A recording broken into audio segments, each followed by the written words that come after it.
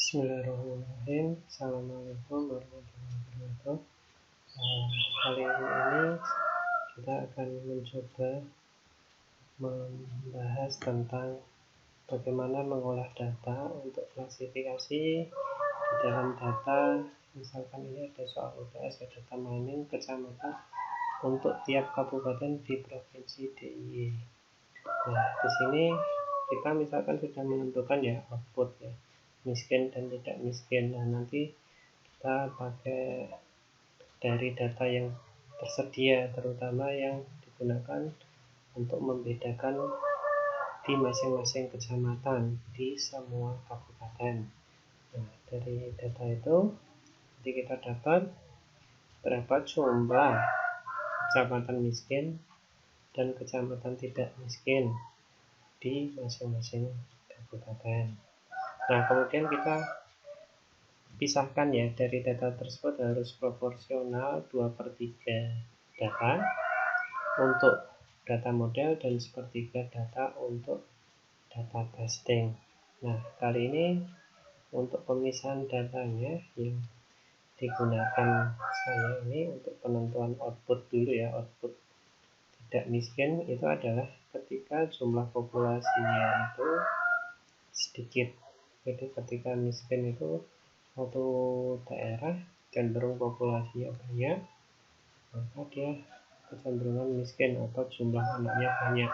Karena kita tidak tahu berapa jumlah dari masing-masing keluarga, anggota keluarganya, maka kita asumsikan adalah dari populasi dan laju pertumbuhan penduduk. Nah, dari sini untuk memprediksi atau digunakan untuk memutuskan miskin dan tidak miskin tidak boleh digunakan sebagai model atau prediksi model di sini. Ini harus terpisah ya. Misalkan di sini kabupaten luas tinggi wilayah keluarga berencana aktif atau akan masak harus di luar dari populasi laju pertumbuhan dan penambahan tersebut. Nah, dari data tersebut kita tahu bahwa data general dari masing-masing kabupaten itu berbeda-beda. Misalkan yang paling sedikit itu jumlah penduduk miskinnya adalah di provinsi Yogyakarta, maka kita harus jumlah kecamatan miskin di Yogyakarta harus lebih sedikit daripada di tempat yang lain. Seperti itu. Jadi nanti disesuaikan ya dari jumlah data tersebut. Nah, dari sana kita bisa evaluasi, misalkan kita sudah dapat datanya, kemudian kita pisahkan, terus kayak random sebenarnya, cuman ini cara milih saya tidak, 2 data untuk model, 1 data untuk testing, 2 data untuk model lagi, 1 data untuk testing. Jadi dia terus dipilih seperti itu, 2 1 samplingnya seperti itu, modelnya sampling, dan kita dapat data model yang akan digunakan sejumlah 54 data, sedangkan data testing yang digunakan sejumlah 24 data yang mewakili data proporsional dari masing-masing wilayah tersebut. Kemudian setelah didapatkan, kita evaluasi dari data model parameter-parameternya. Misalkan salah satunya kita ketahui ada geografi, itu kan ada kabupaten, ada luas, ada tinggi wilayah ya. Itu termasuk geografi. Nah, dari sini misalkan kita ambil nih, dari sini juga kita ambil maksimum minimum dari masing-masingnya semua. Misalkan di sini juga ambil, kita pasrah sama dapatkan data juga tarik semua, dan ini juga kita tarik semua, dapatkan rata-rata dari masing-masing. Nah, nilai rata-rata ini nanti bisa kita gunakan sebagai batasnya. Misalkan di atas 40 km persegi, atau nanti pakai nilai tengah ini juga bisa di atas 50 km persegi, di bawah 50 km persegi, di atas ketinggian 221 Ini kalau ini terlalu tinggi ya, mungkin atas ketinggian 150 kita buat klasifikasi juga bisa seperti itu. Nah, nanti kemudian kita hitung dari masing-masing ini berapa jumlah data yang bisa terpisah.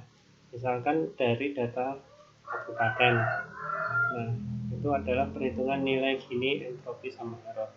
Kita hitung dulu, ternyata dari data model kita tahu jumlah data miskin total ada 24. Sedangkan jumlah data tidak miskin total ada 30, yang totalnya 54. Kita hitung Gini parents 1 minus 24 data miskin bagi data total, kemudian kita kuadratkan ditambah 30, ini adalah data total tidak miskin bagi data total 54, kemudian dikuadratkan, terus rumusnya seperti ini, dan kita dapat Gini parents. Di entropi kita pakai rumus yang dari yang diajarkan, yaitu minus dari data yang dituju 24 per 54 total kali log base-nya 24 per 54, log base-nya 2, kemudian minus 30 per 54 kali log 30 per 54, log base-nya 2, kemudian dapat seperti ini. Errornya juga dapat 1 min maksimum 24 per 54 atau 30 per 54, dapat 0,444. Kemudian kita hitung Gini children ya dari rumus sama, yaitu cuman bedanya ini untuk children masing-masing. Kita lihat Bantul ada 12 nih kecamatannya, maka 8 bagi 12 kuadrat, sedangkan ini 4 bagi 12 kuadrat, kemudian dijumlah 1 min, dapat Gini children dari masing-masing. Ini juga seperti itu. Nah, kemudian setelah dapat Gini children dari masing-masing, kita hitung dari totalnya, total Gini children, yaitu penjumlahan. Nah, ini ada berapa? Ada 12, berarti 12 bagi 54 untuk grup Bantul ada 12. Di sini ada 8 tambah 2, 10, 10 per 10 bagi 54. D4 ini adalah ini 54 kali D15. D15 adalah hasil dari ini. Nah, terus dijumlahkan, kemudian kita dapat di sini adalah Gini total dari children ya. Kemudian gen-nya adalah Gini parents dikurangi Gini children. Kita dapat bahwa dari pemisahan kabupaten kita dapat informasi sebanyak 21,2%. Kemudian kita coba pakai luas. Nah, ini memvalidasinya seperti apa? Kita tahu nih, ini kan lumayan homogen, 8 sama 4, 2 sama 8, dan tidak terlalu homogen, maksudnya sampai 12 0 kalau semua seperti itu, atau ini 10 0, ini 10 12, ini 0, ini 10, ini 0, sampai kepisah total, berarti itu terlalu homogen, malah justru tidak baik, over fitness seperti itu. Tapi kalau terlalu jauh itu juga tidak bagus, tidak akan mendapatkan informasi. Misalkan ini 19 sama 17, ini kan jumlahnya selisih 2, jadi tidak mendapatkan hasil yang bagus.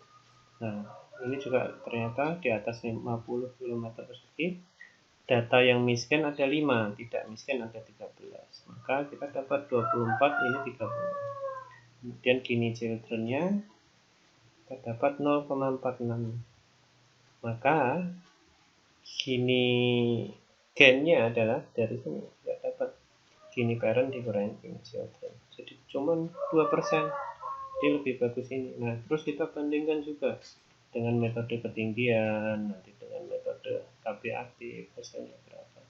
Nah, kemudian nanti kita pilih base yang pertama, atributnya adalah atribut yang paling bagus untuk memisahkan. Nah, ini karena belum selesai, mungkin nanti kita bisa saling sharing. Nah, mungkin sekian, mudah-mudahan bisa membantu untuk pengerjaan soal UTS ini. Kemudian nanti diteskan setelah kita dapat wajib if. Sekian dari saya. Assalamualaikum warahmatullahi wabarakatuh.